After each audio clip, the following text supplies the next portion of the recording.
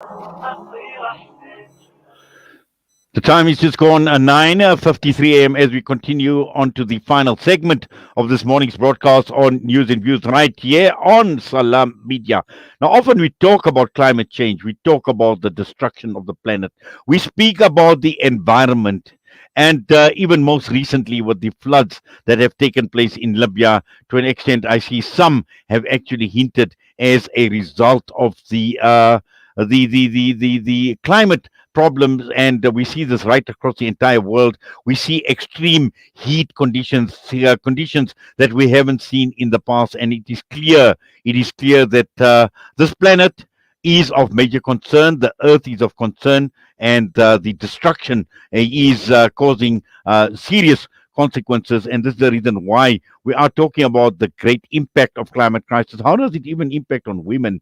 And we are talking to someone who, from being raised in Kwamashu, out in a township in Tekweni, from attending a lower primary school there to obtaining qualifications like mechanical engineering, waste management certificates, and having worked for a company, now starting her own company since 2015, have received a number of achievements and awards in terms of looking at recycling awards, waste economy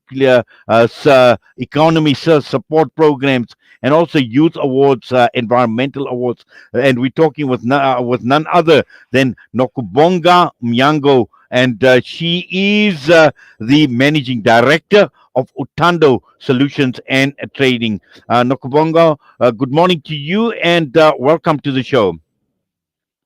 Good morning. Thank you so much for the time.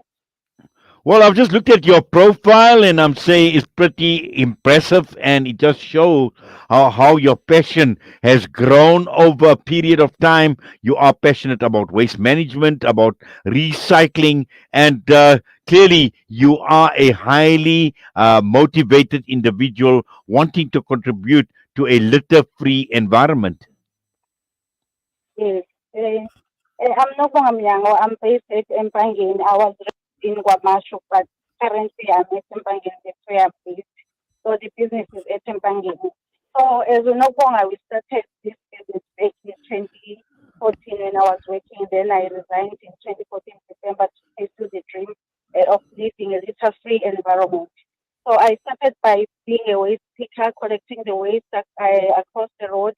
But the vision was to have a business, to have a buyback center within our township, Empangeni and Engwedezane, where we can teach people about recycling and see the value out of waste, because they think waste is a waste, but we're treating waste as a treasure, because it's no longer waste, it's a material to us. We getting money out of waste, we have business out of waste, we have employees out of waste, we have indirect jobs that we have created out of waste. Well, certainly, it has been a wonderful initiative, and at the end of the day, looking at the impact that the world is facing as a result of the climate crisis, about waste and what this actually does to the environment. And I'm sure that over a period of time, and I see you started your company 2015 until now, you have achieved a lot, and you speak about creating employment. I would say both direct jobs and also indirect jobs, and that goes a long way from your passion as far as waste management and recycling goes, Nokubongo. Yes. As a Nokubonga or as a business, I treat it as we are a team. It's not my vision only, but we're working as a team. We're working with people. So with this passion that I had about recycling, I'm still having that passion even now, because we saw, uh, especially when you see our environment, plastic is affecting our environment more than other material streams. If you can see, even in the oceans, there are more plastics in the oceans, and that's why we, as a business, we decided to be within people so we can teach people about recycling. And in terms of the environment, we are cleaning the environment while we're getting a value out of this waste or out of this plastic. for the business now, we are planning to open a palletizing plant where we're going to process the plastic now into pellets.